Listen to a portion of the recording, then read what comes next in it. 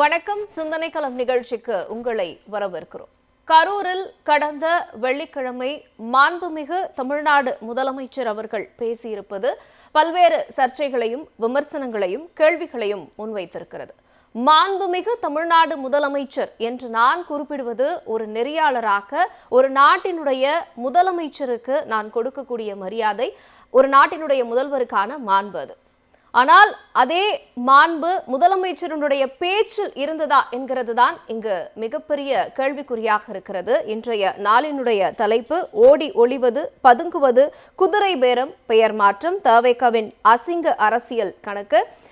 இன்றைய அமர்வில் சிறப்பு விருந்தினர்களும் நம்முடைய இணைந்திருக்கிறார்கள். திமுகவிலிருந்து திருப்பத்தூர் ரஜினி அவர்கள் இணைந்திருக்கிறார். திராவிட கழகத்திலிருந்து அதிரடிக்கு அன்பழகன் அவர்கள் நம்முடைய இணைந்திருக்கிறார். ஊடகவியலாளர் பானு அவர்கள் நம்முடைய இணைந்திருக்கிறார். அரசியல் விமர்சகர் ஸ்ரீலேகா பாஸ்கர் இணையத்தின் வழியாக இணைந்திருக்கிறார். நால்வரையும் நிகழ்ச்சிக்கு முதல்ல நான் வரவேற்கிறேன். ரஜினி, உங்ககிட்ட இருந்தே ஆரம்பிக்கிறேன். கரூர் சம்பவத்தை தமிழ்நாடு முதலமைச்சர் உயிர் போடவே வச்சிருக்கணும் அப்படின்னு நினைக்கிறாரா? உயிரிழப்புகளை தன்னுடைய இடைத்தேர்தலினுடைய வெற்றிக்கான விதையா பயன்படுத்துறாரா? இல்லை, இதே அமர்வில் நீங்கள் நான் தான் உட்காந்துன்னு நினைக்கிறேன். அன்னைக்கு நம்ம செய்திகளில் பார்க்குறப்போ அன்றைய விவாதத்தில் பிரேக்கிங்காக வந்துச்சு அன்னைக்கு அந்த நியூஸு. இதே மாதிரி தான் இதே அமர்வில் தான் நம்ம உட்காந்துருந்தோம். அன்னைக்கு பார்க்குறப்போ இரவோடு இரவாக அன்றைக்கு சென்று அந்த பாதிக்கப்பட்ட மக்களுக்கு தேவையான உதவிகளை அன்று இரவே செய்துவிட்டு வந்தவர் எங்களுடைய திமுக தலைவர் அவர்கள். ஆனால் அன்றைக்கு திருச்சி ஏர்போர்ட்டில் செய்தியாளர்கள் கூட சந்திக்காத ஓடி வந்தவர் 3 நாள் கழித்து ஒரு வீடியோ, அதாவது ஒரு ஃபார்மாலிட்டிக்கு வீடியோ வெளியிட்டவர் இன்றைய முதலமைச்சர் அவர்கள். அன்றைக்கி 41 பேரை கொன்னுட்டோம், நம்ம தான் அதுக்கு காரணம் அப்படின்னு அவர் மீது எல்லாரும் தமிழ்நாட்டு மக்கள் பொதுவெளியில் பேசுகிற போதும் விஜய் தான் அதற்கு காரணம். ஏன்னா அவர் ஆர்கனைஸ் பண்ணுற ஒரு மீட்டிங்கு, அதுக்கு பழி வேறு யாராவது ஏற்றுக்க முடியுமான்னு கேட்டால் அது ஏற்றுக்க முடியாது. அப்படிப்பட்ட ஒரு காலத்தில் ஒரு 285 நாள் கழித்து கரூருக்கு போறாருன்னு நான் என்ன நினச்சேன்னா, பரவாயில்ல, முதலமைச்சருக்கு இப்போயாவது யாரோ சொல்லியிருக்காங்க, நீங்கள் போய் அவர்களை சந்தித்து விட்டு வரணும்னு சொல்லிட்டு. ஆனால் அங்கேயும் போய் ஒரு அல்ப அரசியலை தான் செய்து விட்டு வந்திருக்கிறார். இல்லை, திருச்சி கிழக்குக்கு அவர் போனவர் திருச்சியிலேருந்து கரூருக்கு அவ்வளோ தூரம் ஒன்றும் கிடையாது. நீங்கள் நன்றி சொல்ல அங்கே போனீங்கன்னா நீங்கள் அப்போவே கரூருக்கும் போயிருக்கலாம், அந்த பிளானை நீங்கள் அப்போவே வச்சிருக்கலாம். ஆனால் அங்கே விஜயபாஸ்கர் கேன்சல் பண்ணுறாரு, இந்த பக்கம் வராரு, அங்கே ஒரு இடைத்தேர்தல் அனௌன்ஸ் பண்ணுறாங்க, அதுக்கப்புறம் தான் நீங்கள் கரூரை சூஸ் பண்ணுறீங்க. இல்லை, அவர் கரூரை டார்கெட் பண்ணுறப்ப 2 பேரை டார்கெட் பண்ணிட்டார். கரூரில் ஒருவேளை மதியழகன் வெற்றி பெற்றிருந்தால் இன்னைக்கு அவர் போயிருக்க வேண்டிய அவசியம் இருந்திருக்காரு. அன்னைக்கு மதியழகன் தோத்ததுனால கரூரில் நம்ம தோத்துட்டோமே. எம்ஆர் விஜயபாஸ்கர் அவர் எப்பேற்பட்ட ஊழல்வாதியாக இருந்தாலும் சரி, அவர் தன் பக்கம் இழுக்க வேண்டும் என்று குதிரை பேரம் நடத்தி எம்ஆர் விஜயபாஸ்கரே ஸ்டேட்மெண்ட் சொல்லியிருக்காரு. என்கிட்ட விஜய் தாவேகாவினுடைய தலைவர் விஜய் கிட்ட இருந்து தான் ஃபர்ஸ்ட் அப்ரோச் வந்துச்சு, நானா போய் சேர்றேன்னு சொல்ல. அப்படி அப்ரோச் வந்துருச்சுனாவே குதிரை பேரம் என்பது அங்கே நடைபெற்று இருக்குது. நாளைக்கு திமுக சார்பாக புகார் அளிக்க போறாங்க, திமுகவுடைய கட்சி சார்பாக. இப்படி குதிரை பேரம் பண்ணி எம்ஆர் விஜயபாஸ்கரை தன் பக்கம் இழுத்துட்டார். அப்போ இன்னொருத்தர் செந்தில் பாலாஜி, இவரை நம்ம என்ன பண்ண முடியும்? இவரை ஏதாவது, நான் கரூருக்கு 10ஆம் தேதி போகிறதுக்குன்னு அவரை எப்படியாவது போலீஸ் வலை வீசி அவரை பிடிச்சு சிறையில் போடணும்னு ஒரு ஸ்கெட்ச் போட்டார். அதில் ஃபெயில்டு. அதில் முன்ஜாமீன் கொடுத்துட்டாங்க. அதனால் அவர் அந்த ஸ்கிரிப்டில் ரெடி பண்ணியிருப்பார். இப்போ செந்தில் பாலாஜி எங்கே இருக்கார் தெரியுமா, சிறையில் இருக்கார் அப்படின்ற ஸ்கிரிப்டை மாற்றிட்டு ஓடு ஓடு ஓடு ஓடுன்னு பாட்டா போட்டார். ஒரு பாட்டா போட்டார். இன்றைக்கு ஓடியவர்களாக அவர் சொன்ன இருவருமே இன்றைக்கு பதில் சொல்லி இருக்கிறார்கள். அண்ணன் செந்தில் பாலாஜி 1 மணி நேரத்துக்குள்ளே பதில் சொல்லிட்டார். அன்னைக்கு ஓடினது யாரு, 41 பேரை கொன்னுட்டு திருச்சி ஏர்போர்ட்லேருந்து ஓடி போனவர் யாரு அப்படின்னு சொல்லி தெளிவாக பேசியிருக்கிறார். அண்ணன் ஏவா வேலு மீது சொன்னார். இன்னைக்கு அண்ணன் ஏவா வேலு அவர்கள் 25ஆம் தேதி நான் ஃப்ளைட்டு புக் பண்ணியிருந்தேன், அன்னைக்கு ஃப்ளைட்டு புக் பண்ணியிருக்கிறப்போ அன்னைக்கு ரைடு வந்தாங்க, அதனால் 26ஆம் தேதி நான் கிளம்பினேன், நான் போனது முழுக்க சிகிச்சைக்காக போனேன்னு சொன்ன வித் ப்ரூஃப் இன்னைக்கு அவர் சொல்லியிருக்கார். இவங்க சொல்லிட்டாங்க. நீங்கள் கேட்ட கேள்விக்கு அவர்கள் பதில் சொல்லிட்டாங்க. உங்களுக்கு இதற்கு இவங்க பதில் சொல்லிட்டாங்கல்ல, இந்த பதிலுக்கு உங்களுக்கு எதிர்கேள்வி உங்களால் கேட்க முடியுமா? வெளியே பொதுவெளியில் ப்ரெஸ்ஸை பார்த்து இதெல்லாம் சொல்லியிருக்கீங்களா அப்படின்னு சொல்லி இதில் ஒரு கேள்வி கேட்க முடியுமானா அவரால் முடியாது. அப்போது ஏதோ ஒன்று திமுக மீது சொல்லிட்டு இடைத்தேர்தலை ஃபோக்கஸ் பண்ணிட்டீங்க. கரூருக்கு போறாருன்னா மக்களை சந்திக்க அவர் போல. அன்னைக்கும் அந்த நிகழ்ச்சி முடிகிறப்போ அவர் பேசுறாரு, இடைத்தேர்தலில் மீண்டும் தாவேகா தான் ஜெயிக்கணும்னு பேசுறீங்கன்னா ஒரு வந்து அங்கே வந்து காரியம் வந்து நீங்கள் செஞ்சுருக்குது 41 பேர் இறந்துருக்கிறாங்க. ஒரு இறப்பு இடத்துக்கு போயிட்டு, அதாவது ஒரு இறந்த இடத்துக்கு போயிட்டு நீங்கள் வந்து அங்கே போய் இடைத்தேர்தலுக்கு பிரச்சாரம் பண்ணுறீங்கன்னா எல்லாத்துலேயும் அரசியல் பண்ணணும்னு சொல்லிட்டு சுற்றி கொண்டிருக்கிற இன்றைய முதலமைச்சர் விஜய் அவர்கள் ஒரு மடைமாற்றம் அரசியலை செய்கிறார். இந்த மாதிரி தவறுகள்லாம் செய்துவிட்டு எல்லாமே திமுக மேலே பழி போட்டால் நம்ம தப்பிச்சிடலான்னு பார்க்குறாரு. மேம் அவர் வந்து கிளியராக சொல்கிறாரு விஜய் அவர்கள், காவல்துறை அன்னைக்கு வந்து காவல்துறை தான் இதுக்கு காரணம்ன்றார். எத்தனை பேரை அவர் வந்து அதாவது தமிழ்நாடு அரசு அவர்கிட்ட தான் இருக்குது. இன்னைக்கு எத்தனை காவல்துறை அதிகாரிகளை அவர் வந்து நீக்கி இருக்கிறார், எத்தனை காவல்துறை அதிகாரிகள் மீது அவர் நடவடிக்கை எடுத்திருக்கிறார்னு கேட்டால் யார் மேலே இல்லை. அப்போ உங்ககிட்ட அதே காவல்துறை வருகிற போது அவர்கள்லாம் வந்து நல்லவர்களாக மாறிவிடுகிறார்கள். திமுக பக்கம் இருக்கிறப்ப அதே காவல்துறை வந்து துரோகம் பண்ணிருச்சு அப்படின்னு பேசுறது, இதே ஆதவ அர்ஜுனா வந்து பேசியிருக்கிறார், காவல்துறை செஞ்ச வந்து குற்றம் தான் இது அப்படின்னு பேசியிருக்கிறார். அப்போ இவருடைய அந்த கரூர் ஸ்பீச் அண்ணன் எங்களுடைய இது கழக அமைப்பு செயலாளர் அவர்கள் சிபிஐயிடம் வந்து, அதாவது இவர் பேசியது விசாரணையை பாதிக்கிற மாதிரி இருக்குன்னு சொல்லிட்டு புகார் அளிச்சிருக்கிறார். ஒரு முதல்வர் அவர்கள் எப்படி பேசணும்னா சினிமா டைலாக், இன்னைக்கும் விஜய் அவருடைய ஸ்பீச்சில் பார்த்தீங்கன்னா சினிமா டைலாக்ஸாக இருக்குது. மக்களுக்கு வந்து நீங்கள் கட்சி தலைவராக இருந்தீங்க, அதற்கு முன்பாக நடிகராக இருந்தீங்க, அது ஓகே. இன்னைக்கு நீங்கள் தமிழ்நாட்டினுடைய முதல்வர், ஒரு பொறுப்புணர்வோடு பேச வேண்டும், பொறுப்புணர்வோடு எல்லா விஷயத்தையும் நீங்க வந்து அணுக வேண்டுமே தவிர்த்து. இப்போ இன்னொரு ஆஸ்பெக்ட் இதுல என்ன சொல்லப்படுது அப்படின்னா, ஒவ்வொரு ஏரா இருக்கும். அப்போ அரசியல்ல நான் இப்படிதான் பேசணும், இப்படிதான் இருக்கணும் அப்படின்னு ஒரு காலகட்டத்தில் இருந்தது. அது அண்ணாவுடைய பீரியடா இருக்கட்டும், அடுத்து கலைஞர் அவர்களுடைய பீரியடா இருக்கட்டும், இப்படி ஒரு அரசியல் மேடையில ஒரு பேசக்கூடிய ஒரு மாண்பு அப்படிங்கிறது இப்படிதான் இருக்கும். இப்போ முதலமைச்சர் இன்னைக்கு கையில் எடுத்திருக்கக்கூடிய அந்த டாக்டிஸ், நான் இப்படி பேசினாதான் மக்களுக்கு கிட்ட என்னால இன்னும் ஈஸியா நெருங்க முடியுது அப்படிங்கிற அந்த ஃபார்முலாவை அவர் கையில எடுக்கும் பொழுது அதுல என்ன தவறா இருக்கு அப்படிங்கிற மாதிரியான ஒரு பார்வை பார்க்கப்படுது. மக்கள் கிட்ட நெருங்கணும்னா கொளத்தூர்ல கொத்து பரோட்டா போட்டாங்க, வந்து வேலூர்ல தோசை சுட்டாங்க அப்படின்னு பேசுறதா?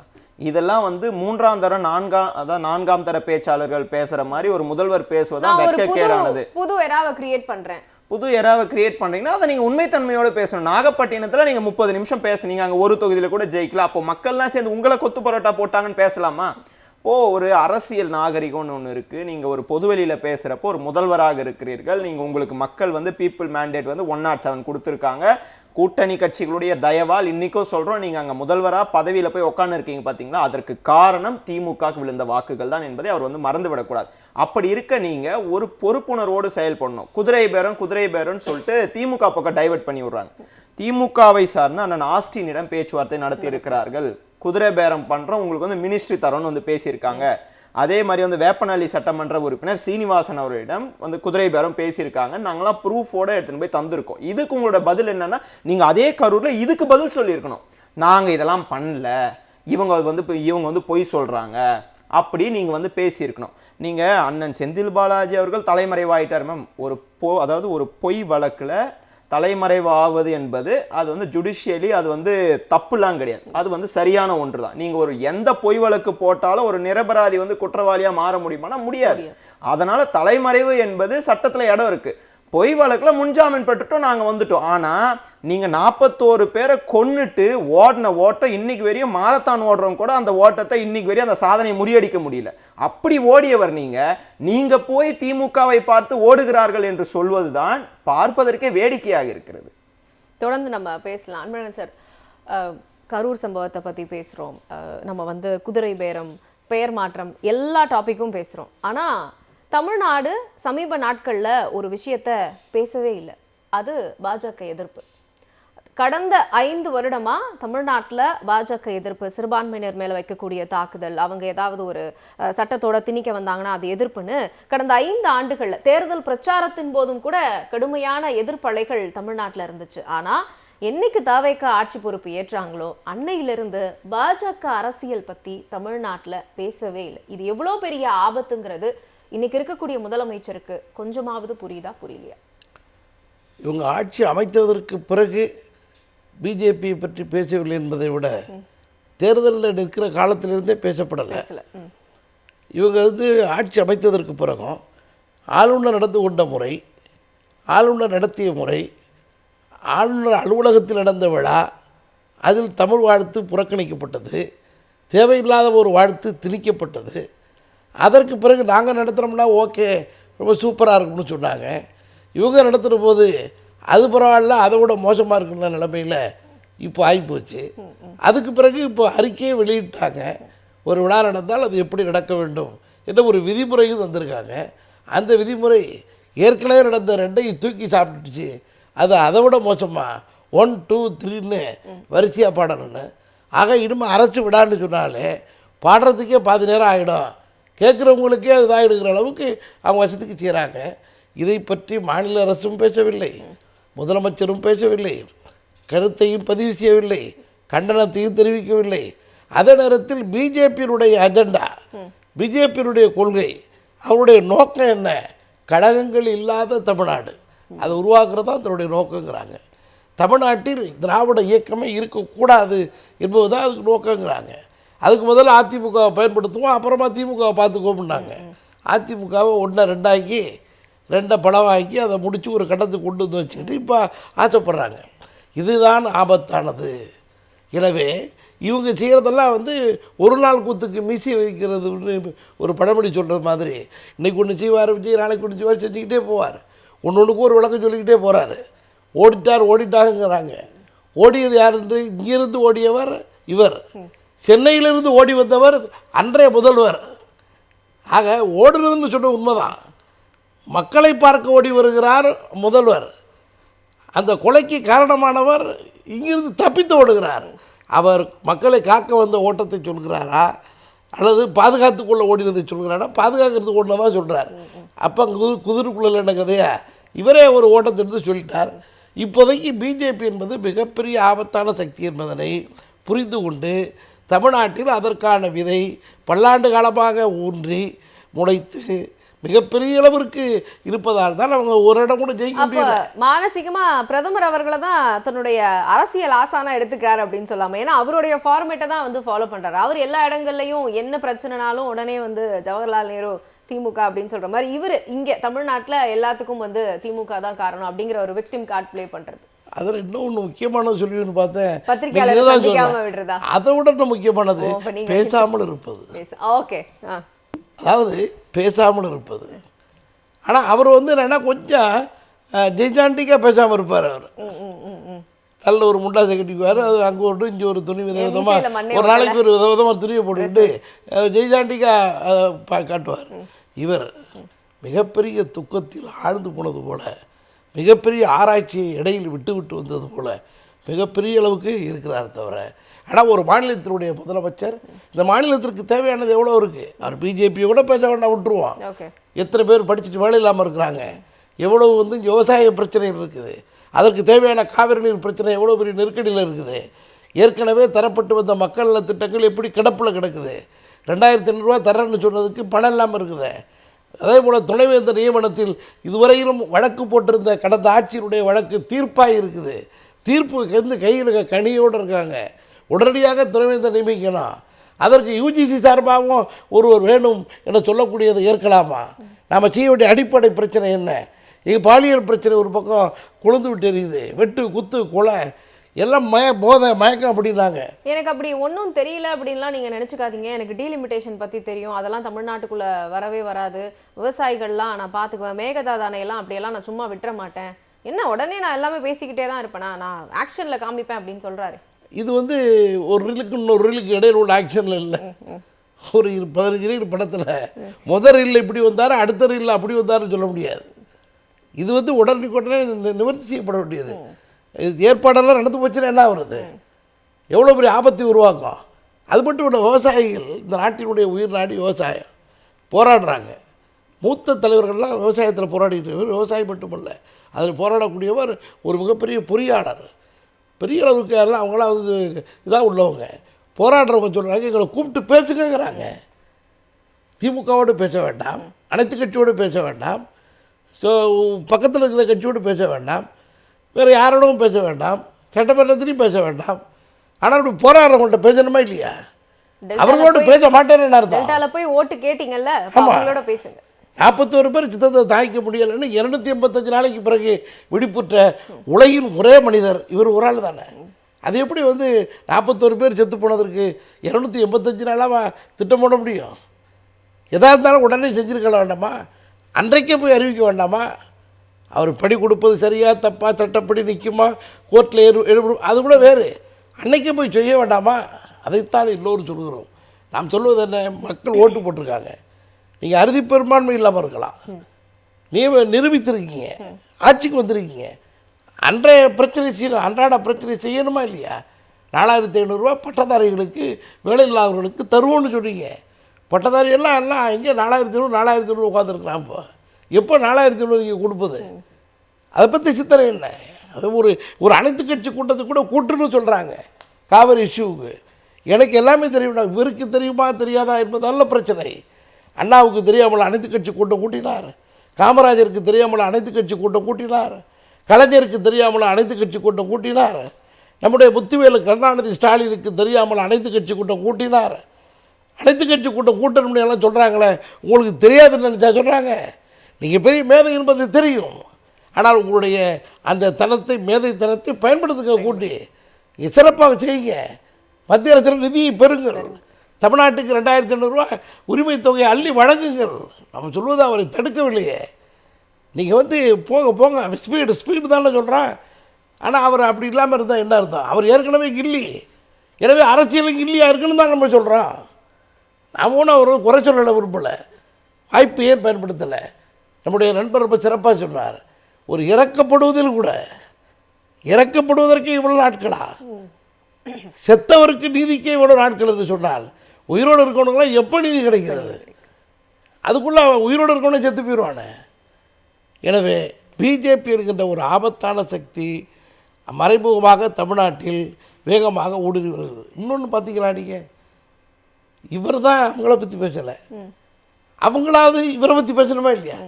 இந்த நம்முடைய திமுக ஆட்சியில் நடந்தப்போ முத்துவேல் கருணாநிதி ஸ்டாலினை பற்றி, இந்த ஆட்சியை பற்றி டெய்லி ஒன்று பேசிக்கிட்டே இருப்பாங்க.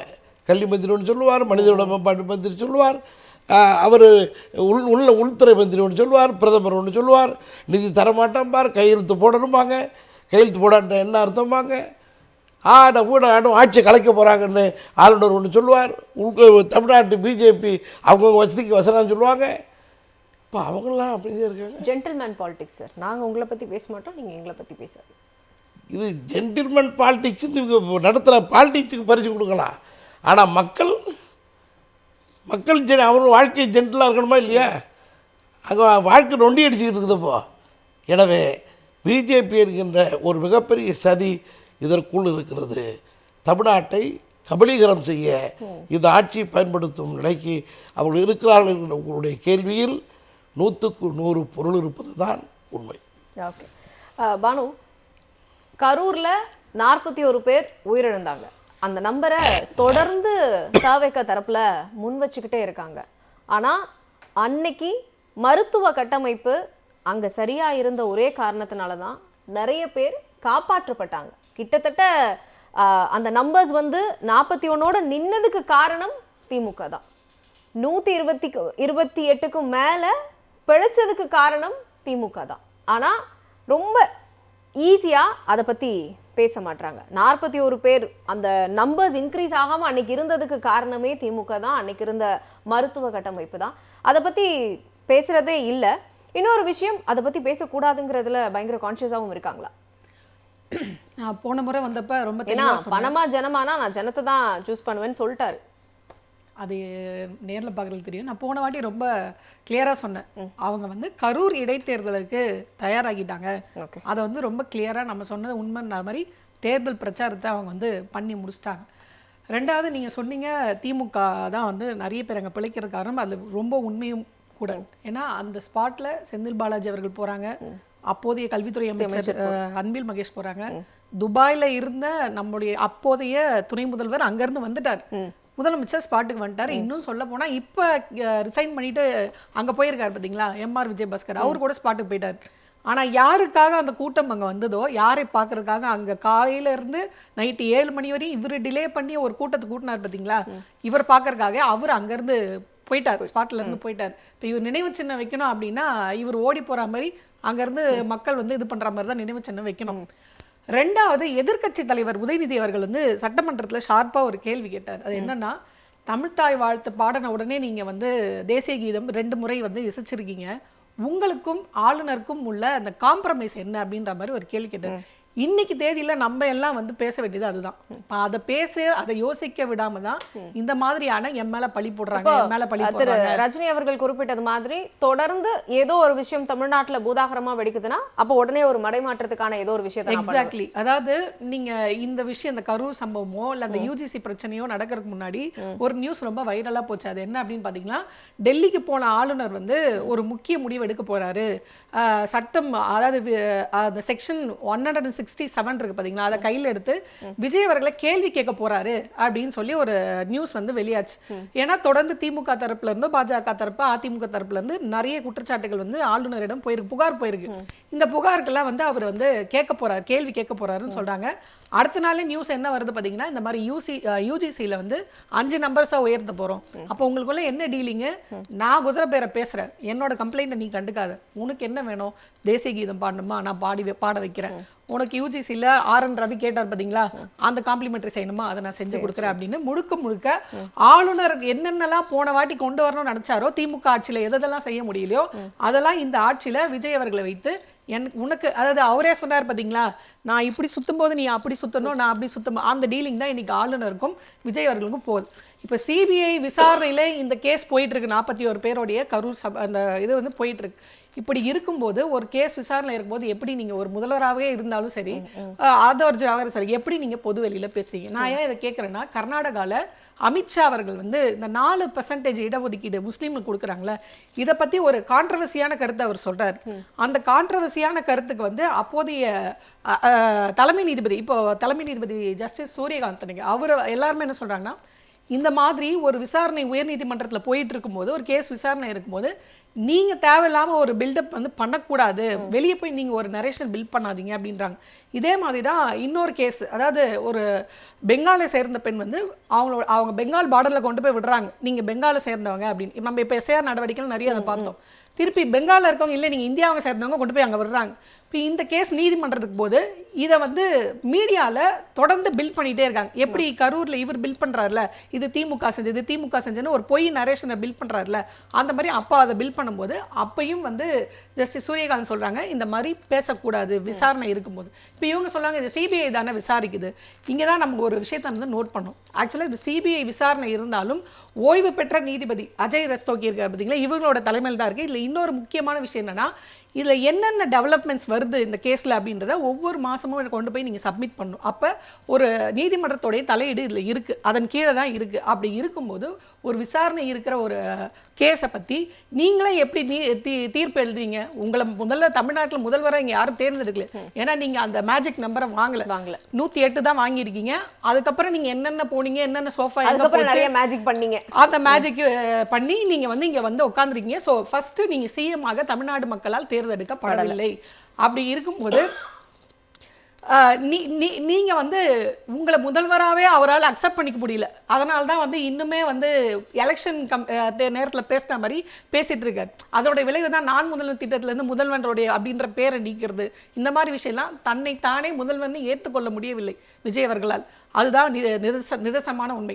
அவர் முதல்வரை ஏற்றுக்க முடியாமல் இப்போ நீதிபதி ஆயிட்டார். அவரே ஒரு கேஸுக்கு வந்து ஜட்ஜ்மெண்ட் எழுதுறாரு, இப்படி தான் நடந்துச்சு. சரி, இப்படி தான் நடந்துச்சுல, இன்னைக்கு நீங்கள் தானே CM, உங்களுக்கு கீழே ஒரு டீம் போட்டு நீங்கள் வந்து என்கிட்ட இவ்வளோ ஆதாரம் இருக்குது, திமுக பண்ணதுக்கான இவ்வளோ ஆதாரம் இருக்குன்னு சொல்லி ஏன் இந்த நீங்கள் எடுத்து நடத்தலை? இது வரைக்கும் ஏன் நீங்கள் கரூர் சம்மந்தமான இந்த விசாரணை இது பண்ணல? இந்த ஆதாரம்லாம் இருந்தால் நீங்கள் சிபிஐயில் ப்ரொடியூஸ் பண்ணீங்களா அப்படின்ற 2வது கேள்வி. ஆக மொத்தம் இவர் என்னன்னா, இவரே வந்து தன்னை கற்பனை படிக்கிறார், இப்படி தான் நான் தான் நீதிபதி, நான் தான் எழுதுவேன் அப்படி. ஸோ இதெல்லாம் ஆளுநர் ஏன் கண்டிக்கல? நியாயமாக குறைஞ்சபட்சம் சிபிஐல இருந்தோ இல்லை அந்த கமிஷன் இருக்காங்க பார்த்தீங்களா, ஜட்ஜு, அந்த ரிட்டையர்டு ஜட்ஜு அஜய் ரஸ்தோகி இருக்கார்ல, அவர்கிட்ட இருந்து இந்நேரம் ஒரு நோட்டீஸ் வந்திருக்கணும். எதன் அடிப்படையில் நீங்கள் இப்படி பேசுனீங்க திமுக செஞ்சது அப்படின்னு சொல்லி. இது வரைக்கும் சிபிஐயும் கேள்வி கேட்கல, அந்த கமிட்டியும் வந்து ஒரு கேள்வி கேட்கல, ஆளுநரும் எந்த நடவடிக்கையும் எடுக்க மாட்டாரு. அப்போ இந்த 3த்தையும் கம்பேர் பண்ணி பார்க்கும்போது விஜய் அவர்களுக்கு பின்னாடி இருந்து தைரியம் கொடுக்கறது யார்? அப்போ முழுக்க நம்மளுக்கு பிக்சர் கிளீனாக தெரிந்து பிஜேபியோட பி டீம் தான் விஜய் அவர்கள். நான் சொல்கிறத நீ செய், நீ என்ன பண்ணாலும் நான் வேடிக்கை பார்க்குறேன் அப்படின்னு தான் இங்கே நடந்துட்டு இருக்கு. ஸோ ரொம்ப கிளியராக நம்மளுக்கு என்ன தெரியுதுன்னா, விஜய் அவர்கள் பிஜேபியோட பி டீம் அப்படின்றது. அதுக்கான ஆதாரங்களை நம்ம இது எல்லாமே எடுத்துக்கலாம். அதுக்கான ஆதாரங்களா விஜயே அவருடைய தரப்பை வெளியிட்டு அவரே இருக்காரு. வெளியிட்டிருக்காரு. ஆளுநரும் அதை வந்து நம்மளுக்கு படம் போட்டு காட்டுறாரு. நீங்க என்ன குற்றச்சாட்டு வந்தாலும் நான் எடுக்க மாட்டேன். ஏன்னா ஃபர்ஸ்ட் டே டிடிவி தினகரன் அவர்கள் வந்து சொல்றாரு, என்னோட எம்எல்ஏ வந்து காணோம், கையெழுத்து வாங்கிட்டாங்க, ஏமாத்திட்டாங்கன்னு. ஆக்ஷன் எடுக்கணும்னா அன்னைக்கே எடுத்திருக்கலாம். ஆளுநர் வந்து ஏதோ விஜய் அவர்களுக்கு எதிராக இருக்காருன்ற மாதிரி ஒரு 4 நாள் நரேஷன் செட் பண்ணாங்க. ஒரே லெட்டர் தூக்கிட்டு 4 வாட்டி அவர் வந்து ஆளுநர் மாளிகைக்கும் வீட்டுக்கும் போயிட்டு வந்தாரு. அது ஒண்ணுதான் அவர் பட்ட கஷ்டம், வேற ஒரு கஷ்டமும் படல. கூட்டணி கட்சிகளை உடைச்சு உள்ள கூட்டு வந்து உட்கார வச்சிட்டாரு. சோ ஆளுநருக்கும் இவருக்கும் ஏதோ ஒரு முரணான போக்கு இருக்க மாதிரியான ஒரு நரேஷன் செட் பண்ணிட்டு இவங்களே செட் பண்ணிட்டு அவ்வளோ உங்களுக்குள்ள ஒரு எதிரெதிரா நீங்க நிக்கிறீங்க, டிவிக்கும் பாஜகவும் எதிரெதிராக நிற்குதுன்னா இத்தனை கம்ப்ளைண்ட்ஸ் போயிருக்கு, டிஎம்கே சார்பாக போயிருக்கு. ஒரு பெண்ணு தமிழ்நாட்டோடைய வரலாற்றில் ஒரு பொண்ணு ஆளுநர் கிட்ட போய் எனக்கு நீதி கொடுங்க அப்படின்னு நிற்கிறது இன்னைக்கு விஜய் அவர்களோட ஆட்சியில் தான். இத்தனை கம்ப்ளைண்ட்ஸ் போயிருக்கு. ஏன் ஆளுநர் எந்த ஆக்ஷனும் எடுக்கல? ஏன் சிபிஐ எந்த கேள்வியும் கேட்கல? ஏன் அந்த கமிட்டி எந்த கேள்வி கேட்கல? அப்போ விஜய் அவருக்கு பின்னணியில் இருக்கிறது யாரு? ஏன் அவ்வளோ தைரியத்தோட அவங்க பேசுறாங்க? ஸ்ரீலேகா இணைப்புல இருக்கீங்க அப்படின்னு நம்புறேன். பானு நிறைய கேள்விகளை முன் வச்சாங்க. எனக்கு இருக்கக்கூடிய முக்கியமான ஒரு கேள்வி என்னன்னா, பாதிக்கப்பட்டவங்க முன்னாடியே போய் விக்டிம் கார்டு ப்ளே பண்றது இருக்குல்ல, நீங்கெல்லாம் பாதிக்கப்பட்டீங்கல்ல, உங்களை மாதிரி தான் நானும் பாதிக்கப்பட்டேன், நம்ம எல்லாரும் சேர்ந்து பாதிக்கப்பட்டதற்கு திமுக தான் காரணம் அப்படிங்கிற மாதிரியான ஒரு விக்டிம் கார்டை ப்ளே பண்றத தன்னுடைய ஃபார்முலாவாவே முதலமைச்சர் வச்சிருக்காரா? கண்டிப்பா இது என்ன அப்படின்னா, ஒரு உளவியல் சார்ந்துதான் தொடர்ந்து அவருடைய பிரச்சார யுக்திகள் அப்படிங்கிறது இருக்கு. இதை தாண்டி ஒரு கட்சி அப்படின்னு சொன்னா அது முக்கியமா அதோட அடிமட்ட தொண்டர்களை உருவாக்கணும், மக்களுடைய செல்வாக்கு அப்படிங்கறத ஒரு நீண்ட காலமா பெறணும். அப்பதான் வந்து ஒரு கட்சியோ ஒரு ஆட்சியோ அப்படிங்கறத வந்து இங்க வந்து நிலைப்படுத்த முடியும். அப்படிங்கிற ஒரு அரசியல் போக்கை மாற்றி தந்திரத்தனமான வியூகங்களை மட்டுமே வகுத்து மக்களை வந்து இங்க அவர் எப்படி பயன்படுத்துறாரு அப்படின்னு பார்த்தா, அதாவது மக்களுக்கு பயன்படுகிற ஒரு ஆட்சியாக இது இல்ல, மக்களை பயன்படுத்தி நிலைக்கக்கூடிய ஒரு ஆட்சியாக தான் தாவேகாவோட ஆட்சியும் நடிகர் மாண்புமிகு முதல்வர் விஜய் அவர்களுடைய பேச்சுமே தொடர்ந்து அதே மாதிரி தான் இருக்கு. இதை தாண்டி செப்டம்பர் 27 அன்னி 2025 அப்ப நடந்த ஒரு அசம்பாவிதத்திற்கு அங்க அவர் பொறுப்பேற்கல. அந்த இடத்துல இருந்து அவரு அங்கிருந்து ஓடி போயிட்டாரு. இப்ப வந்து தார்மீக ரீதியா பொறுப்பேற்ற மாதிரி அவர்களுக்கு அரசு வேலை இதெல்லாம் அவர் கொடுக்குறாரு. அப்படிங்கும் போது இங்க மட்டும்தான் உயிரிழப்பு நடந்துச்சா? ஏன்னா சேலத்துல நடந்துச்சு, தஞ்சாவூர்ல நடந்துச்சு. அப்ப அதெல்லாம் வந்து அவங்களுடைய குடும்பத்திற்கான அந்த அரசு வேலை அப்படிங்கறத பத்தி எல்லாம் ஏன் அவர் வாய் திறக்கல? அதே மாதிரி விவசாயிகள் போராட்டம் நடக்கும்போது 67 வயசு சோமசுந்தரம் அப்படிங்கிறவர் இறந்து போயிட்டாரு. என்ன அப்படின்னா 85,000 அவர் கடன் வாங்கியிருந்தாரு, 75,000 வரைக்கும் தான் பயிர்க்கடன் தள்ளுபடி அப்படிங்கறதுனால அந்த மன உளைச்சல்லையே அவர் வந்து இறந்து போயிட்டாரு. இப்ப இதற்கெல்லாம் ஏன் இந்த அரசு பொறுப்பேற்றுக்கல? இப்ப அரசு வேலை அப்படின்னு கொடுக்கறத வந்து எதற்காக அங்க மட்டும் கொடுக்கணும் அப்படிங்கறது ஒரு முக்கியமான ஒரு கேள்வியா இருக்கு.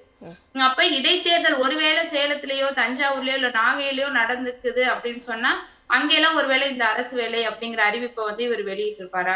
தொடர்ந்து அவர் தான் காரணமானவர், ஆனா தானும் பாதிக்கப்பட்டவர் போல அந்த ஒரு யுக்தி அப்படிங்கிறது மக்களை ஏமாற்றக்கூடிய ஒரு வேலையாக இருக்கு. அது ஒரு முறை 2 முறை எடுபடும். தொடர்ந்து இதே யுக்தி அவர் பின்பற்றினாரு அப்படின்னு சொன்னா மக்கள் கண்டிப்பாக விழித்தெழுந்துவாங்க. எல்லாத்தையும் மக்கள் பார்த்துக்கிட்டே தான் இருக்கிறாங்க. அப்படிங்கும் போது இவர் தொடர்ந்து இதேதான் இவருடைய பாணியாகவே இவர் வச்சிருக்கிறாரு. ஏன்னா இப்ப இவர் ஆட்சிக்கு வந்துட்டாரு, இவர் கையில தான் ஆட்சியும் அதிகாரம் இருந்த போதுமே அவர் வந்து திமுகவை வந்து குறை சொல்றாரு. அப்படிங்கும் போது இதை நம்ம எப்படி பார்க்க முடியுது அப்படின்னா, அவரு எனக்கு என்னமோ ஒரே ஸ்கிரிப்டட் பேப்பர் தான், அந்த ஸ்கிரிப்ட் பேப்பர்ல கொஞ்சம் சேஞ்சஸ் மட்டும் பண்ணிட்டு வந்து தொடர்ந்து கிட்டத்தட்ட 10 மாத காலமாக இதையே அவர் பேசுறத ஒரு யுக்தியாகவும் அது மக்கள் மத்தியில எடுபடுறதையும் அவர் அதே மாதிரி ஒரு தன்னை எப்படி உருவகப்படுத்திக்கிறாரு அப்படின்னா, ரொம்ப பாதிக்கப்பட்ட ஒரு நபர் போலவே உருவகப்படுத்திக்கிறாரு. ஒரு அழுகிறாரு, ஆக்ஷன் டைலாக் பேசுறாரு, அப்படி ஒரு திரைப்படத்துல இருக்கிற ஒரு காம்போ மாதிரி அவர் வந்து மக்களிடையே அதை பிரதிபலிக்கிறாரோ அப்படிங்கிற மாதிரி. இப்போ திமுகவுக்கு எதிராக ஒரு நரேஷன் அவர் வந்து செட் பண்றாரு இல்லையா? இப்போ இந்த நரேஷனை வச்சே நம்ம ஆட்சியை நடத்தலாம் அப்படிங்கறத தன்னோட விஷயமா பாக்குறாரா?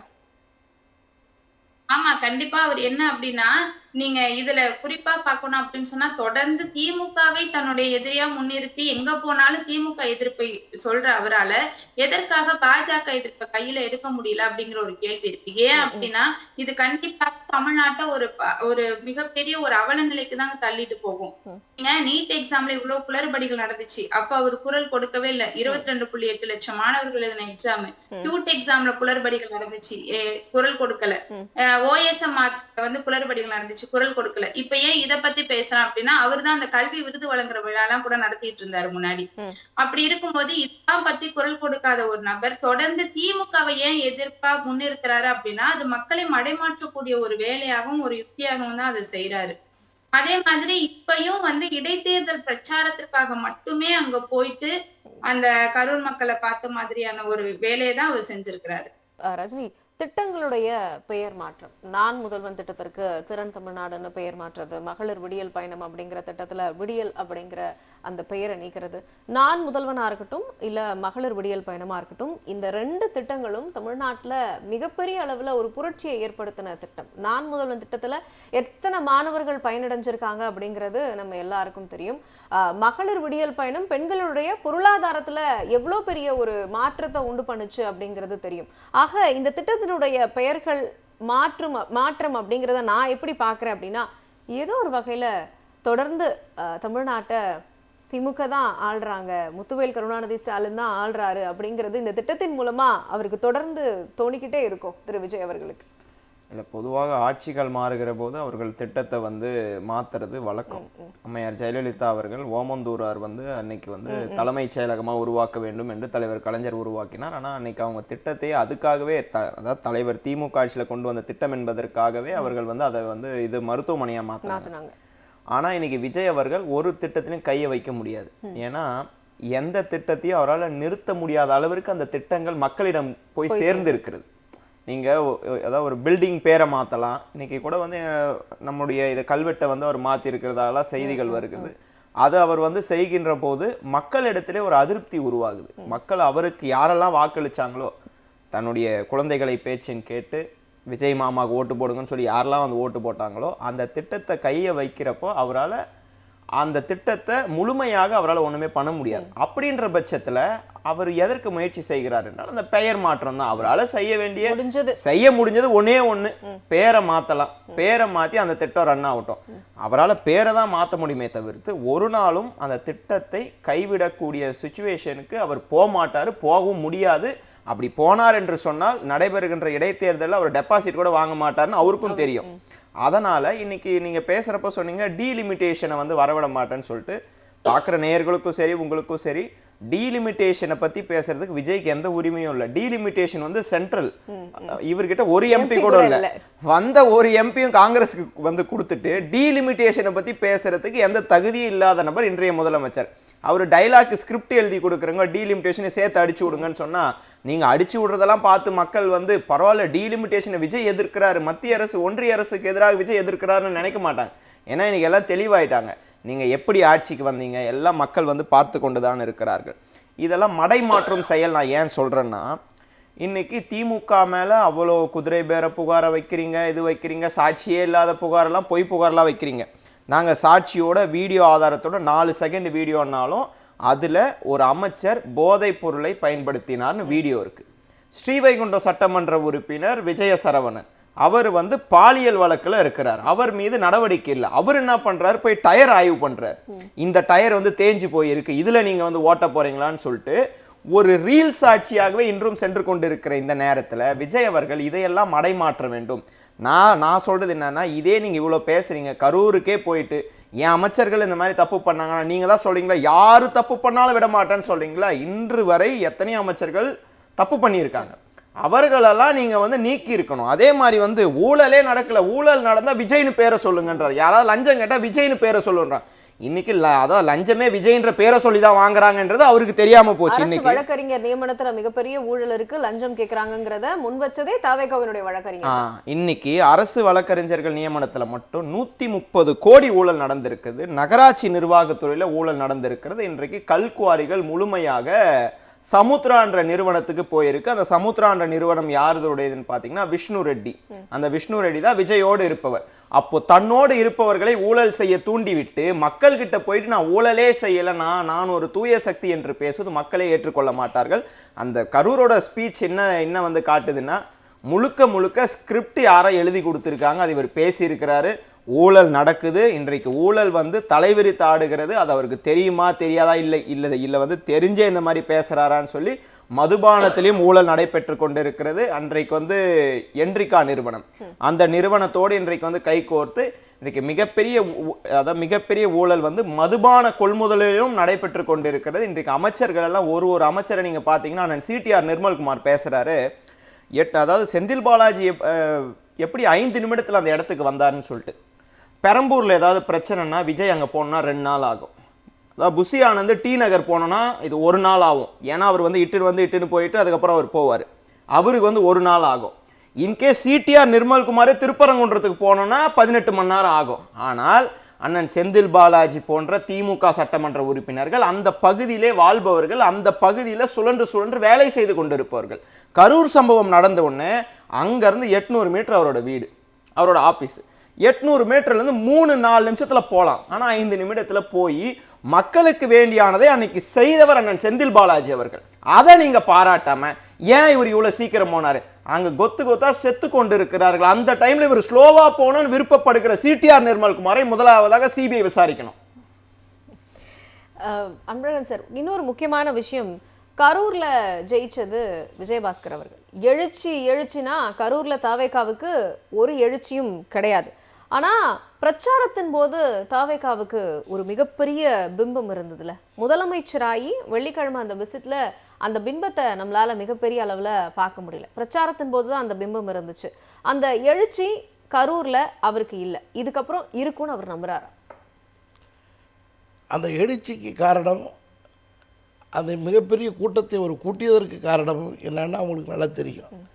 ஒன்றும் யதார்த்தமாக கூடிய கூட்டம்னு சொல்லிகிட்டு இருக்காங்க, சொந்த காசில் வந்ததாக சொல்லிகிட்டு இருக்காங்க. ஆனால் அந்த கட்சியில் உள்ளவங்களே எவ்வளோ பணம் வந்துச்சு, நாங்கள் இப்படி கொண்ட கூட்டத்தை சேர்த்தோம்னு வெளியில் வந்தவங்களும் சொல்கிறாங்க, இருக்கிறவங்களும் சொல்கிறாங்க. அவருக்கு முன்பு அவர் பிரச்சாரத்தின் சமயத்தில் பார்த்தீங்கன்னா பைக்கில் ஃபாலோ பண்ணிக்கிட்டே இருப்பாங்க.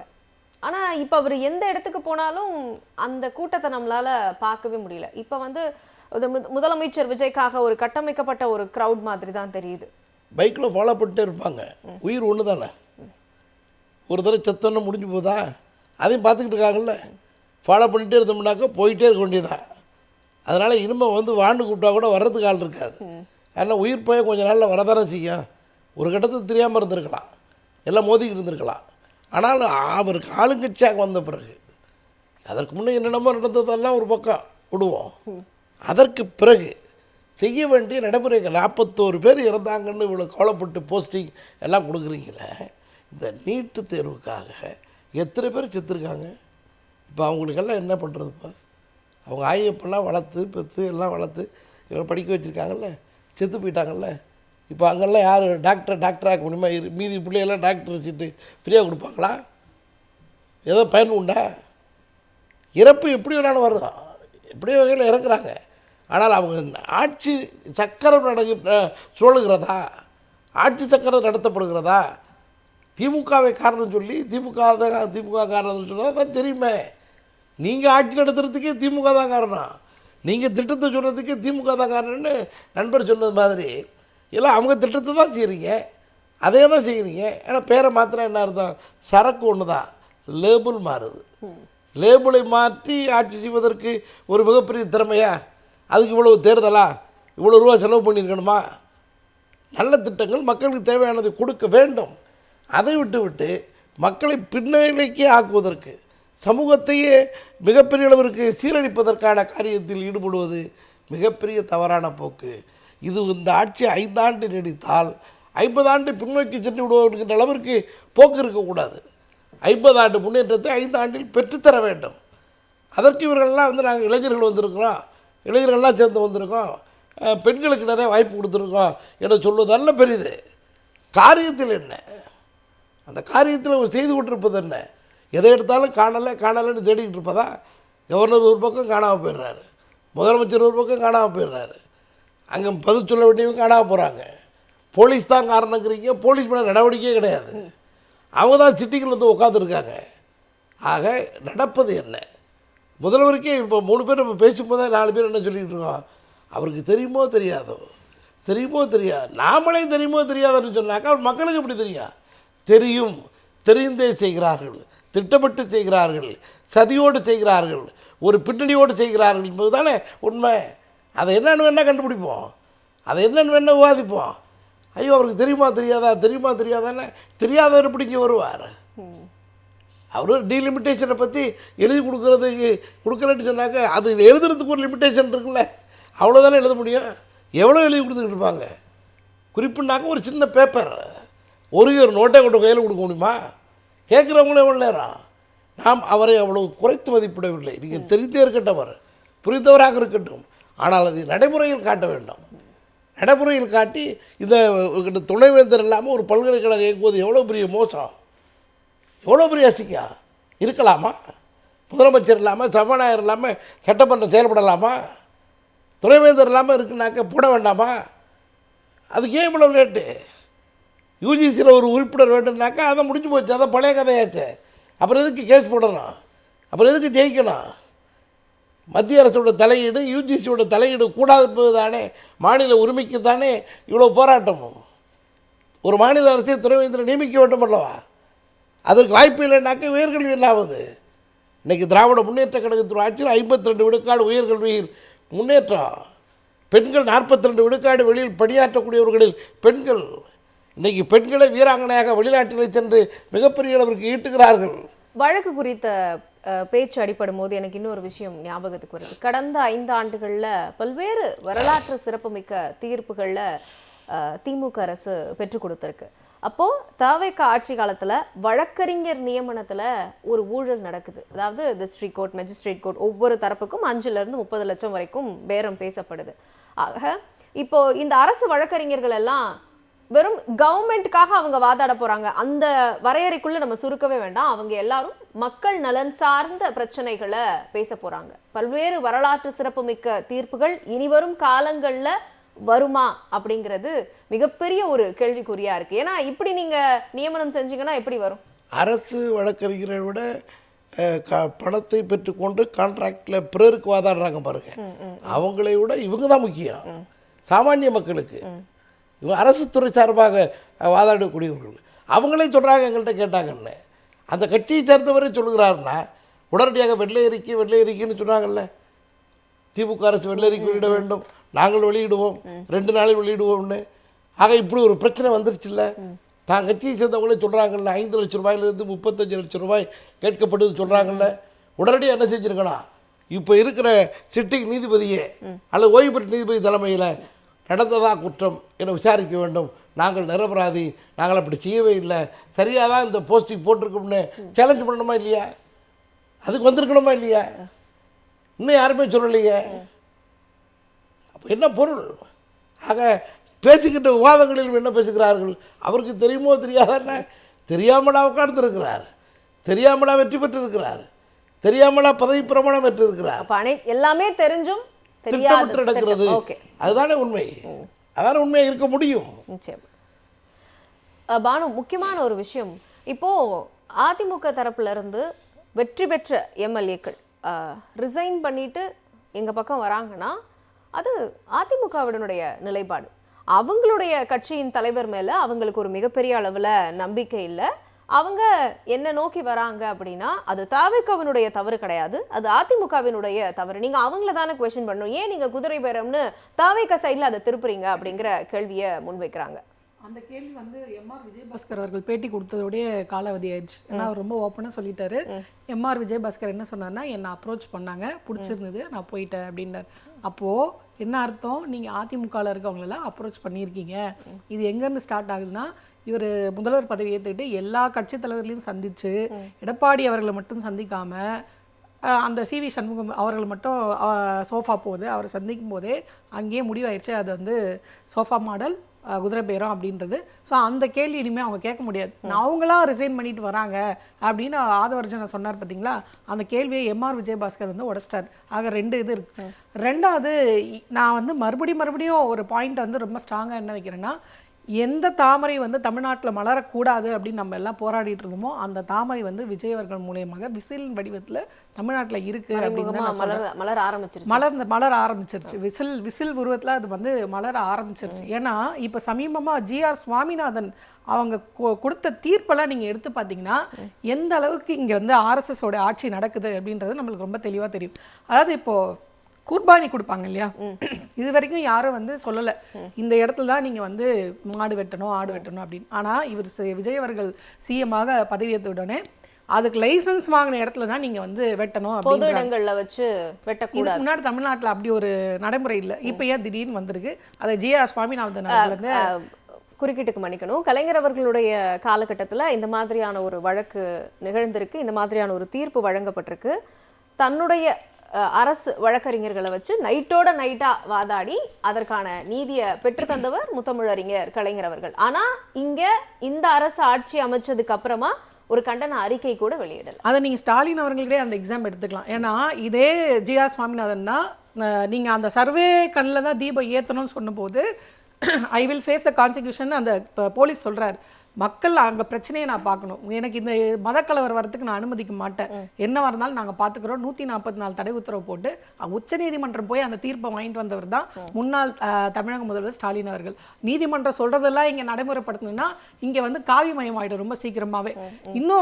இன்னொரு கேள்வி என்ன கேட்குறேன்னா, கலைஞர் அவர்கள் வந்து 3.5% வந்து இடஒதுக்கீடு இந்துக்களாக இருந்து முஸ்லீம்களாக மாறுறாங்க பார்த்தீங்களா, அவங்களுக்கு கொடுத்தாரு. இன்னைக்கு ஜிஆர் சுவாமிநாதன் அந்த கவர்மெண்ட் ஆர்டரையே வந்து கேன்சல் பண்றாரு. அப்போ எதனால இந்த தைரியம் எங்க இருந்தது? ஏன் இதை அரசு தரப்பா கேள்வி கேட்கல?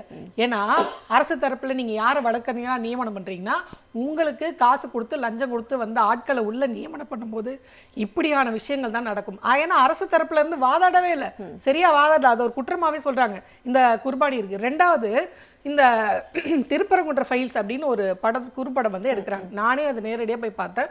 அந்த படத்தில் எந்த விதமான அச்சப்பட வேண்டிய சமூகத்திற்கு ஏதோ ஒரு அவதூறு விஷயம் சொல்லக்கூடிய விஷயமே இல்லை. இந்துக்களும் முஸ்லீம்களும் எப்படி இங்கே அண்ணன் தம்பியாக இருக்காங்க, சொல்ல போனால் மதுரையில் குறிப்பாக திருப்பரங்குன்றத்தில் மாமா மச்சனாக இருக்காங்க, அவங்களுக்கு இவங்க சீர் கொண்டு வராங்கன்னு ஒரு டீட்டெயில் படம், ரொம்ப நல்ல படம், பார்க்க வேண்டிய படம். ஆனால் அதை மறுபடியும் விஜய் அவர்களுடைய ஆட்சியில் தடை பண்ணுறீங்க. இப்படி நல்ல உறவு இருக்கிறத ஒரு படத்தை வந்து நீங்கள் ஏன் தடை பண்ணுறீங்க? அப்ப நீங்க யாருக்கான ஆளு அப்படின்ற இன்னொரு क्वेश्चन வருது. எனக்கு என்னன்னா, இவர் 41 பேர் கரூர்ல இறந்ததுக்கு வந்து நேரடியாக திமுக கை காட்டுறாங்களே, இது அப்படியே மோடி அவர்களை பார்க்குற மாதிரி இருக்கு. ஏன்னா மோடி அவர்கள் அதே தான் பண்ணுவார். எதுக்கு எடுத்தாலும் செத்து போன நேரு காரணம், அப்போ இருந்த ராஜீவ்காந்தி காரணம்னு. இன்னொன்னா பாகிஸ்தானை கை காட்டுவார். ஏன்னா அவங்களெல்லாம் நம்ம போய் கேள்வி கேட்க முடியாது, செத்தவங்களும் திரும்பி வர முடியாது இல்லையா. அந்த மாதிரி முன்னால் பகல்காம் தாக்குதல் தெரியும் இல்லை உங்களுக்கு, அதே புல்வாமா தாக்குதல் தெரியும். பகல்காம் தாக்குதல் சரியா பீகாரோட தேர்தலுக்கு முன்னாடி நடந்தது. புல்வாமா தாக்குதல் அந்த 4 ராணுவ வீரர்கள் உயிர் விட்டாங்க பார்த்தீங்களா, அதை கொண்டு போய் தேர்தல் பிரச்சாரத்தில் பேசினவர் தான் பிரதமர் மோடி அவர்கள். அந்த பேட்டர்னை அப்படியே டிட்டோவா விஜய் அவர்கள் வந்து கரூர்ல 41 பேர் செத்ததுக்கு திமுக காரணம், என் மேல பழி போடுறாங்கன்னு ஒவ்வொரு முறையும் அவர் வந்து பேசுறாரு. ஆக இது எல்லாம் என்ன நம்ம வந்து சரியா புரிஞ்சுக்கணும்னா, இதுங்க நடக்கிறது வந்து ஆர்எஸ்எஸ் ஆட்சி, பாஜக ஆட்சி முழுக்க பின்னணியிலிருந்து அவங்க தான் இவர் இயக்குறாங்க. ஆளுநர் இவர் வந்து நடவடிக்கை எடுக்காது, விஜய் அவர்கள் மேலே இத்தனை புகார் இருந்து நடவடிக்கை எடுக்காது. ஜிஆர் சுவாமிநாதன் அவர்களுடைய தீர்ப்பு, அதற்கு அரசு தரப்புல இருந்து எந்த கேள்வியும் கேட்காம இருக்கிறது. எனக்கு இன்னும் சொல்ல போனா அந்த கார்த்திகை தீபம் வரும் பார்த்தீங்களா, அப்போ அதே சர்வே கல்லில் கோர்ட்டு சொல்லிருச்சு, அதனால் நாங்கள் தீபம் ஏற்றணும் அப்படின்னு சொன்னாலும் ஆச்சரியப்படவில்லை. அதற்கு கூட்டணி கட்சியில் இருக்கக்கூடிய ஐஎம்எல்லாம் என்ன மாதிரி யாராவது நடவடிக்கை எடுக்க போகிறாங்க அப்படின்றத கேள்வி. 2வது கம்யூனிஸ்ட்டும் சொல்லியிருந்தாங்க, நீங்கள் அரசு இது வேலை வந்து கொடுக்கக்கூடாது, மீறி கொடுத்தீங்கன்னா எங்களுடைய நிலைப்பாடு என்னன்னு தெரியணும். கொடுத்துட்டாங்க, இப்போ என்ன பண்ண போகிறீங்க? இந்த மாதிரி பல கேள்விகள் வந்து விஜய் அவர்களுடைய ஆட்சியில் நம்மளுக்கு வந்து இது முழுக்க ஆர்எஸ்எஸ் ஆட்சி, பாஜக ஆட்சின்றதுக்கான ஓப்பன் இதுவா தெரியுது நம்மளுக்கு. நீங்க அந்த கருத்து தான் முன் வைக்கிறீங்க. அதாவது தவேக பாஜகவினுடைய நம்ம பேச வேண்டியதே அதுதான். ஏன்னா தமிழ்நாடு வந்து மிக ஆபத்தான நிலைமை போயிட்டு இருக்கு. இப்ப பாத்தீங்கன்னா 100 நாள் வேலை திட்டம், இதுக்கு முன்னாடி இருந்த திமுக ஆட்சி வந்து அதை ஏற்றுக்க மாட்டேன்றாங்க. ஏன்னா இது கூடுதல் நிதிச்சுமையை ஏற்படுத்தும் மாநில கட்சிகள். சொல்லப்போனால் பாஜக கூட இருக்கக்கூடிய இவர் இருக்கார்ல, ஆந்திராவுடைய முதலமைச்சர் சந்திரபாபு நாயுடு என்ன சொல்றாருன்னா, இதுக்கு நான் ஒத்துக்கிறேன், ஆனால் இந்த நிதியெல்லாம் நான் செலவு பண்ண மாட்டேன், ஏன்னா அது மாநிலத்துக்கு வந்து பெரிய நிதிச்சுமையை ஏற்படுத்தணும் ஒரு சிறிய எதிர்ப்பு தெரிவிக்கிறார். விஜய் அவர்கள் அந்த எதிர்ப்பை கூட தெரிவிக்காம நான் ஷேர் பண்றேன் அப்படின்னு சொன்னோன்னே இவர் கொண்டு போய் நிற்கிறார், 3000 கோடி நான் தராங்க அப்படின்றாரு. அதே மாதிரி ஜல்ஜீவன் திட்டத்துக்கு ஓகே சொல்றாரு, அதுக்கு வந்து அந்த நிதி எங்க சரி கழுவி வச்சுட்டு போயிட்டாங்கன்றீங்க, இதுக்கெல்லாம் எங்க இருந்து நிதி உங்களுக்கு வருது? பல்வேறு உதாரணங்களை நீங்க தொடர்ந்து முன்வைக்கிறீங்க, அதனால புரிஞ்சுக்க முடியுது. ஸ்ரீலேகா, உங்ககிட்ட ஒரு முக்கியமான கேள்வி என்னன்னா, புலன் விசாரணை நிலுவையில் இருக்கும் பொழுது வழக்கு பத்தி பேசக்கூடாது, அந்த ஒரு பேசிக்கான சட்ட அறிவு கூட முதலமைச்சருக்கு இல்லையா? திரு அன்பழகன் சார் நம்ம நிகழ்ச்சி முழுக்க இப்போ 2வது செக்ஷன்ல பேசும்பொழுது ஒரு விஷயத்தை குறிப்பிட்டாரு, நம்ம எல்லாருமே வந்து முதலமைச்சருக்கு இது தெரியுமா, முதலமைச்சருக்கு இது தெரியுமா அப்படிங்கிற கேள்வியை முன் வச்சுட்டு இருக்கோம். முதலமைச்சருக்கு தெரியாமலா இதெல்லாம் நடக்கும், அவருக்கு எல்லாமே தெரியும் அப்படிங்கிற மாதிரி தான் அன்பழகன் சார் சொன்னார். அப்போ உங்களுடைய பார்வை என்னவா இருக்கு? இத மட்டும்தான் அவர் வந்து சட்டத்துக்கு புறம்பா செய்யறாரா, சட்ட ரீதியாக அணுகாம இருக்காரா அப்படின்னு கேட்டா இது மட்டுமே இல்ல. அவருடைய எல்லா செயல்பாடுகளுமே அரசியலமைப்புக்கு எதிராகவும் ஒரு உச்சநீதிமன்ற கோட்பாடுகளை உடைக்கக்கூடிய ஒரு விதத்துலதான் இருக்கு. இதை தாண்டி இப்ப இந்த நீங்க சொல்லும்போது அந்த குதிரை பேரம் பற்றி குறிப்பிட்டீங்க. குதிரை பேரம் அப்படிங்கிற வார்த்தையே கூட தமிழ்நாட்டுல இப்பதான் ரொம்ப அதிக அளவுல ஒழிக்க ஆரம்பிச்சிருக்குது. அப்படி பார்க்கும்போது நீங்க வந்து மக்கள் வந்து ஒருத்தவங்க எதற்காக தேர்ந்தெடுப்பாங்க, இவர் வந்து நமக்காக சட்டமன்றத்துல குரல் கொடுப்பாரு, இந்த கொள்கை பிடிச்சிருக்கு அப்படிங்கிறதுக்காக தான் ஒருத்தவங்க வந்து தேர்ந்தெடுப்பாங்க. அப்படி இருக்கும்போது இங்க 6 எம்எல்ஏக்கள் வந்து ராஜினாமா பண்றாங்க அப்படிங்கறதையே நம்ம ரொம்ப சாதாரணமா பார்க்க முடியாது. ஏன் அப்படின்னா ஒரு தொகுதி 4 கோடி ரூபாய் வந்து தேர்தல் ஆணையத்துடைய செலவு வந்து இருக்கும். அதே மாதிரி அந்த மக்களும் வந்து நிறைய இடர்பாடுகளை சந்திப்போம், தேர்தல் விதிகள் அமல்ல இருக்கும்போது நிறைய இடர்பாடுகளை சந்திப்போம். அப்படி இருக்கும்போது இதெல்லாம் தாண்டிதான் வந்து ஒரு மக்கள் வந்து தேர்தலை சந்திக்கிறாங்க. அப்படிங்கும்போது அந்த மக்களை இந்த இடத்துல எந்த விதத்திலயுமே நினைச்சு பார்க்காம தன்னுடைய பணத்துக்காகவும் சுயநலத்திற்காகவும் அதிகாரத்திற்காகவும் மட்டுமே இந்த மாதிரி மாறுறவங்க, கட்சி மாறுறவங்களை அணைத்து கொள்ளக்கூடிய ஒரு சிஎம்மா இருக்கிறவர்கிட்ட நீங்க வந்து புலன் விசாரணை இந்த அமல்ல இருக்கும்போது நம்ம அதை குறிச்சு பேசக்கூடாது அப்படிங்கிற ஒரு பேசிக்கான நாகரிகத்துல நம்ம வந்து எதிர்பார்க்கவே முடியாது. ஏன் அப்படின்னா எந்த விதமான அரசியல் படுத்தப்பட்ட ஒரு நிலையிலுமே இல்ல சிஎம் விஜய் அவர்கள் பேசுகிற எந்த ஒரு பேச்சுமே எந்த விதத்திலுமே அந்த மாதிரி இல்ல. அதே மாதிரி பார்க்க நீங்க அந்த திட்டங்களுடைய பேர் மாற்றத்தை கூட சொல்லி குறிப்பிட்டீங்க. அதுலயும் நீங்க பாத்தீங்க அப்படின்னு சொன்னா எனக்கு இந்த ஆல் ஓவர் ரேங்க் வந்து 2nd ரேங்க் வாங்கினாங்களே வாடிப்பட்டி ராஜேஸ்வரி அப்படிங்கிற ஒரு அரசு பள்ளி மாணவியா இருக்கட்டும், ஐஐடில வந்து படிச்சுட்டு இருக்க இந்த மாற்றுத்திறனாளி குழந்தை யோகேஸ்வரி செல்வா, அவங்க அப்பா கூட டீ கடையில வேலை பாக்குறாங்க அப்படிங்கிற குழந்தை, 4 பயிற்சி அதுல போன குழந்தையா இருக்கட்டும், ராகினிங்கிற மாற்றுத்திறனாளி குழந்தையா இருக்கட்டும், கிளாட் எக்ஸாம் கிளியர் பண்ணவங்களா இருக்கட்டும், இதே மாதிரி கிட்டத்தட்ட ஒரு 58 பேர் யூபிஎஸ்சி எக்ஸாம்ல எல்லாம் கிளியர் பண்ணிருக்காங்க. இந்த கும்பகோணம் தீ விபத்துல வந்து இந்த ஜெனிஃபர் அப்படிங்கிற ஒரு பாப்பா வந்து இப்போ டிஎன்பிஎஸ்சில டெப்டி கலெக்டர் ஆயிருக்காங்கல்ல நான் முதல்வன் திட்டத்தின் மூலமா. இப்ப இவ்வளவு பேர் பயன்பெற்ற இத்தனை பிள்ளைகள்ட்டுமே போய் அந்த பையனை அடைஞ்சது எப்படி, எது மூலமா, அந்த பிள்ளைகளுடைய வாயிலிருந்து நான் முதல்வன் திட்டத்தினாலதான் அப்படிங்கிற மாதிரிதான் வரும். அப்ப அதெல்லாம் போய் இவர் மாத்திடுவாரா அப்படிங்கிறது ஒரு மிகப்பெரிய கேள்வியா இருக்கு. அதே மாதிரி நீங்க இந்த அரசு வழக்கறிஞர்கள் அந்த நியமனமும் பேசுனீங்க, அதுவுமே முழுக்க முழுக்க அரசியலமைப்பு சட்டத்திற்கு எதிரானதாதான் இருக்கு. ஏன்னா பிணை கைதிகளுக்காக வாதாடுகிற அரசு தரப்புல இருக்கிற ஒரு அரசு வழக்கறிஞர்களை வந்து இன்னமும் நியமனம் செய்யப்படாம இருக்கிறது அப்படிங்கிறது அரசியலமைப்பு சட்டத்திற்கு எவ்வளவு ஒரு புறம்பான ஒன்றா இருக்கு. இப்ப இவர்கிட்ட நம்ம எப்படி வந்து ஒரு சட்ட ரீதியான அணுகுமுறையை எந்த விதத்திலுமே நம்ம பார்க்க முடியாது. இவர் தொடர்ந்து பண்ணிக்கிட்டு இருக்கிற எல்லா செயல்களிலுமே எல்லாமே சட்ட ரீதி அந்த அணுகுமுறைக்கு புறம்பானதாக தான் இருக்குது இது வரைக்குமே. நிச்சயமா ஓடி ஒளிவது, பதுங்குவது, குதிரை பேரம், பெயர் மாற்றம், இது எல்லாம் தான் தவைக்கவனுடைய அரசியல் கணக்கா இருக்கு அப்படிங்கிறது தான் உங்க ஒட்டுமொத்தமா எல்லாருடைய பேச்சில இருந்தும் என்னால புரிஞ்சுக்க முடியுது. நிகழ்ச்சியில் கலந்து கொண்டவங்க அனைவருக்கும் என்னுடைய மனமார்ந்த நன்றி. நேயர்களே, சிந்தனை களம் நிகழ்ச்சி நிறைவு பெறுகிறது. வணக்கம்.